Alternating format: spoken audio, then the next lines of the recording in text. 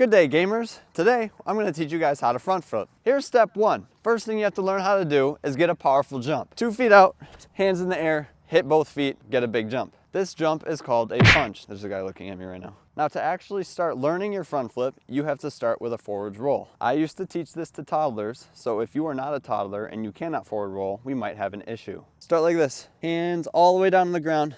Put your chin to your chest and roll. I'm wet. Now we have to slowly work our forward roll to be faster and faster. I don't want to waste too much time teaching you how to roll, so we're going to start getting in the flip now. To start taking your roll to a flip, there are 2 ways to do it. I'm going to give you both and you can pick which one you want. For the full senders, you guys are going to start with a dive roll and progress it to a flip. For the people who like to train safer, you're going to do a front handspring and progress it into a flip. For the full senders, after you learn the front roll, you have to do a dive roll. A dive roll is where you jump in the air and float a little bit and then come crashing down. Run, run, run, baby punch, roll.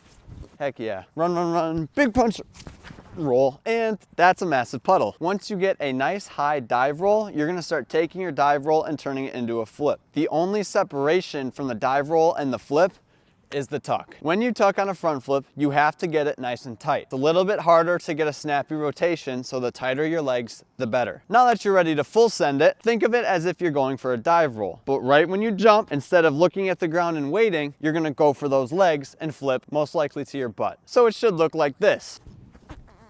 Oh, so now we're gonna use this to practice our jump and our tuck and then hopefully get the flip. When you jump, make sure you're putting those legs in front of you, hitting the ground nice and hard and pushing through your toes. This one I'm gonna try to jump higher and use that same tuck. Oh, look at this. This is not fair. Now let's get a tighter tuck and see if we can land on our feet. Oh. That is typically how front flips will be going for you on grass until you practice them for literal years. So for the full senders, if you're not injured yet, there's your front flip. For my safe trainers, we're gonna go all the way back to after the front roll. Now, instead of doing the dive roll, we're gonna do a front handspring. A front handspring, you're going to use the gather step method, which is back foot, front flip. Put your arms down exactly like you're doing a front roll, and instead of tucking your legs in, kick them over. Back foot, front foot, kick over. Now let's try it with a big push and a big kick. Oh, there we go. There we go. Now, how do we make that look like a flip? Good question. I haven't figured that part out yet. We're gonna start with our front handspring and start tucking more and more and using our hands less and less.